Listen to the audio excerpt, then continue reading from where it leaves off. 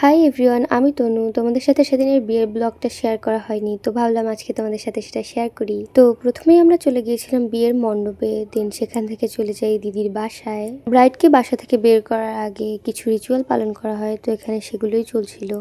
তারা বিয়ের মণ্ডপটা সাজিয়েছিল মন্দিরে। এখানে দিদির কিছু ফটোশ্যুট নেওয়া হচ্ছিল, দেন আমিও তার সাথে কিছু ছবি তুলে নিলাম। বিয়ে শুরু হতে হতে আমরা একটু বোরিং ফিল করছিলাম। এর কিছুক্ষণের মধ্যেই বড় চলে আসে।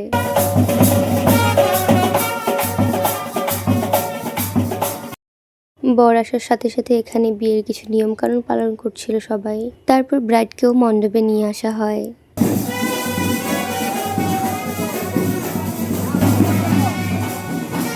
দেন বিয়ের বাকি পর্বগুলো শুরু হয়ে গেল, মালা বদল, শুভ দৃষ্টি।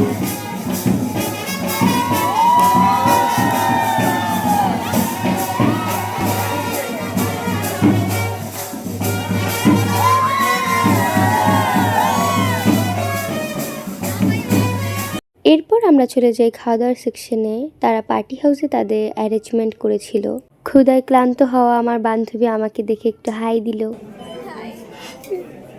তো খাওয়া দাওয়ার শুরুতে প্রথমে ছিল সাদা পোলাও, দেন ফিশ ফ্রাই, রোস্ট, মাটন, দেন ডেজার্টে ছিল পায়েস। খাওয়া দাওয়া শেষ করে আমরা আবার চলে যাই বিয়ের মণ্ডপে, যেখানে কন্যাদানের পর্ব শুরু হয়ে গিয়েছিল। যেহেতু বিয়ের লগ্ন ছিল সন্ধ্যার দিকে, তাই আমরা সম্পূর্ণ বিয়েটাই এনজয় করতে পেরেছি। বিয়ের পর্ব শেষ করে আমরা চলে যাই নাচানাচি করতে। বিয়ে বাড়িতে এসেছি, আবার আমরা নাচানাচি করব না, এটা কখন হয়?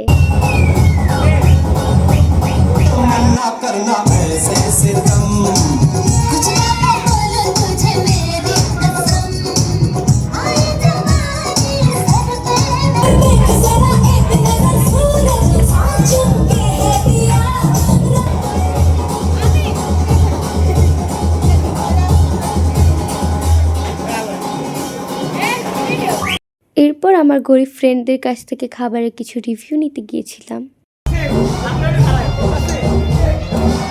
খাবার দাবার কেমন হয়েছে? কোনো সমস্যা আছে? কোনো সমস্যা আছে? সমস্যা না বলবেন। কোনো সমস্যা হলে ভাই আমার ভাই আমার দাদা আছে ভাই।